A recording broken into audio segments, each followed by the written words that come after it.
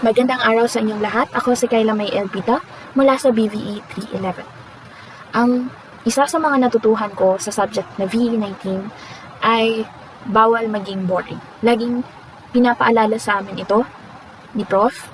Dahil kami ay mga teachers na kung saan may mas laganap na or may mga available na tools, apps, and digital website na kung saan tutulong sa amin para magkaroon ng mas interactive at mas masayang activities sa klase.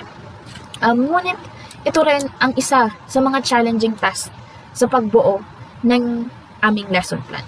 Dahil naalala ko, ang aming topic ay likhang sining. Nahihirapan kami ng aking kagrupo or ng aking kapartner kung paano namin i-integrate ang technology. Pero hindi kami sumuko sa paghahanap.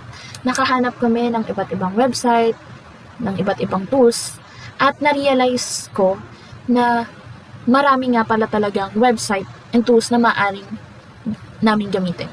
Sadyang hindi lang ako familiar noon at siguro kulang lang ako ng research noon. Ngayon, na-realize ko na marami nga pala pwedeng gamitin. Hindi lang ako pwedeng mag-focus o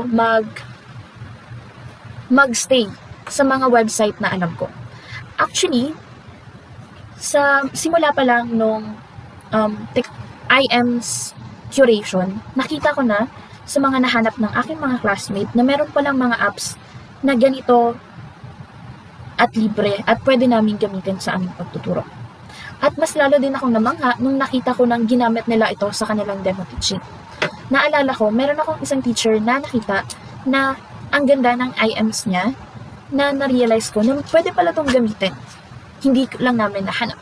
So ngayon, as a teacher, ang isang goal natin ay kailangan natin gamitin yung mga technologies na available. Hindi natin kailangan magbayad or mag-subscribe into something na gagastos tayo. Dahil maraming mga apps, website na available at hindi lang natin nadidiscover. Siguro kulang lang tayo sa research.